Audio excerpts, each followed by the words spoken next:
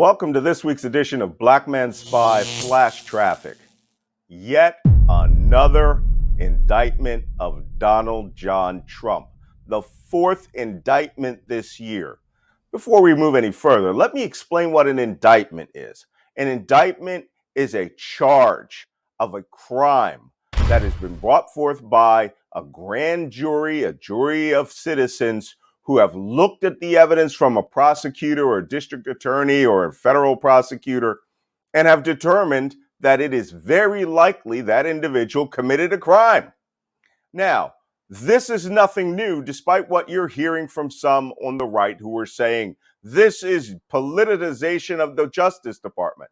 Well, unfortunately, Donald Trump this year has been indicted not just twice by the U.S. Department of Justice, but once by the city of New York, which has nothing to do with the Justice Department, and now the fourth one by the city of Atlanta, the District of Fulton County in the state of Georgia. Those two district attorneys have nothing to do with the Department of Justice, and therefore no one can politicize them. But after 2.5 years of study, the district attorney, Fani Willis, saw a crime committed in her county, and she studied it, presented it to a grand jury, and they have now given Donald Trump his fourth indictment. Not only that, they indicted 19 other co-conspirators and named 30 additional unindicted co-conspirators who could be indicted at any time. What happened? They tried to overturn the election results in the state of Georgia. Now, we know we've all heard this story before because there was an audio recording that was put out by Brad Raffensperger, the then Secretary of State of Georgia, who was responsible for all elections in Georgia. Donald Trump and many others contacted him, and Donald Trump made a phone call that he recorded that said, "I need you to find me 11,000 some odd votes in order to overturn the election." I just want to find 11,780 votes, which is one more than we have, because we won the state. I only need 11,000 votes. Fellas, I need 11,000 votes. Give me a break. There's nothing wrong with saying that, that you've recalculated. Well, Mr. President, the challenge that you have is the data you have is wrong. Now, I put in parentheses, overturn the election. Donald Trump, being a mafia-style boss that he thinks he is, was smart enough not to say that. He does things through implication, but by calling the Secretary of State and begging him to go find enough votes plus one, that would give him the state of Georgia and deny Joe Biden the election. Because in the mind of the right wing, the mind of the MAGA and Donald Trump, there is no way the state of Georgia could go for a liberal like Joe Biden. Well, the state of Georgia also elected and reelected 2 Democrat senators. So it looks that Georgia's not bright cherry red that people thought it was, that it's more purple.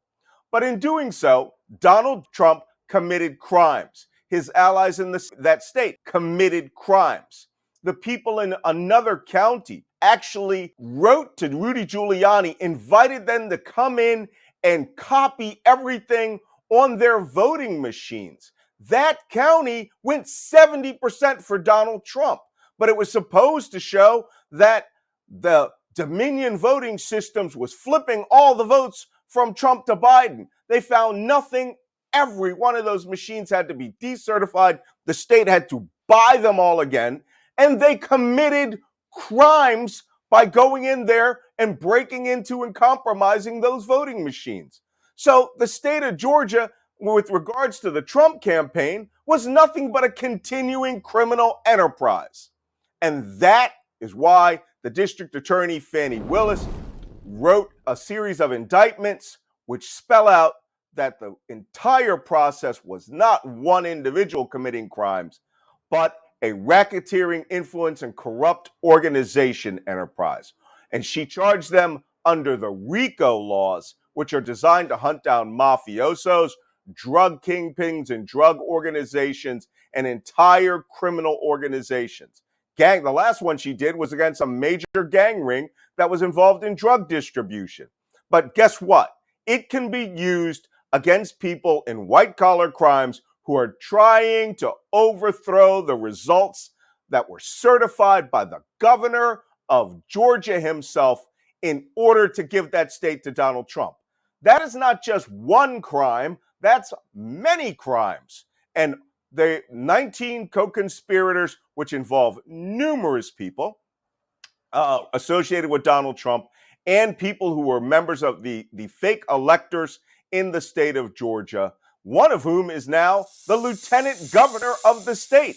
And he may be, in fact, charged. He's right now one of the unindicted co-conspirators because he sat down with Mike Pence the day before January 6th and pretty much tried to convince him to throw out the certifications because the fake elector scheme was in place and that they would cause chaos and not transition to the person who won the election, but essentially give the government to Donald Trump. This is called, in other parts of the world, what's the word? Coup d'etat, right? Cutting off the head of a state and taking over the government. And that's what the entire plot was. Georgia is now on the case for these people. But don't forget, state of Michigan is also criminally charging people who took part in the fake elector scheme. But Malcolm, you're a black man spy. Why are you so incensed about this stuff? Despite the fact that I wrote 4 books about Donald Trump, the Russian collusion that he was deeply involved in, that was outlined in great detail in the Mueller report, and my book, The Plot to Destroy Democracy, which showed Russia's involvement and how they were going to do this and how it all just came to pass exactly as I wrote. This is not just an attack on American democracy. Yes, it was an attempt to establish an authoritarian leader into the presidency almost permanently because MAGA people no longer believe in the democracy or the defense of the American Constitution. They have a crazy version of it in their heads, which makes them think that whatever it is they want, they're willing to give Donald Trump to do it, and they don't care how many laws he's broken to do that. Right now, Donald Trump is charged in 4 separate jurisdictions: Florida, Washington, D.C., New York City, and Atlanta, Georgia, with 91 felonies. Count them. All 91 felonies. So why he should be treated any different than any other citizen in the United States is beyond me.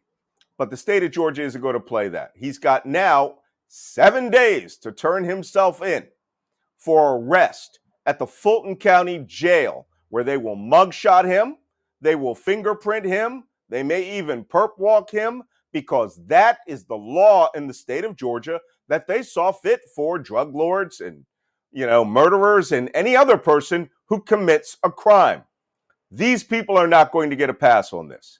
They were not just going after to change the election results to favor their favorite candidate. They were out to destroy American democracy. And as an intelligence professional, a veteran of the U.S. Armed Forces, a person whose family has served in the United States Armed Forces nonstop for 157 years, I stand against anyone that stands against the American Republic, that compromises the Constitution and thinks that there are 2 sets of laws. But there are.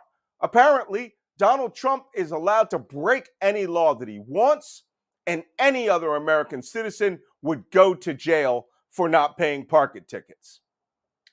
This is where you, my dear viewer, really need to understand what is going on around you, especially our youth. We know Gen Z helped save the American Republic in the last election, but Donald Trump is running to be president again in order to shut down all the laws that were used against him, neutralize the Department of Justice, and turn it into his own personal weapon, which he did last time with former Attorney General Bill Barr. And he is essentially going to turn America into a straight up dictatorship. And how do I know this? They're calling for it. They are calling to defund the police, which is the FBI that investigates them, the U.S. attorneys, the Department of Justice. Look, these morons even want to get rid of the Department of Education because, in the immortal words of from the movie Caddyshack, apparently the world needs ditch diggers too. These people want to tear America down from what it has become, which is a rich nation with diversity and equality. They want a dictatorship, and you need to understand why you and your vote matters and stop them. So stay tuned to my Substack, Special Intelligence, at malcolmnance.substack.com, and keep watching and subscribe to the YouTube channel or Substack in order to keep getting these flash traffics. Because at this point, I'm getting one every day, and things are only getting hotter. Have a nice day, America.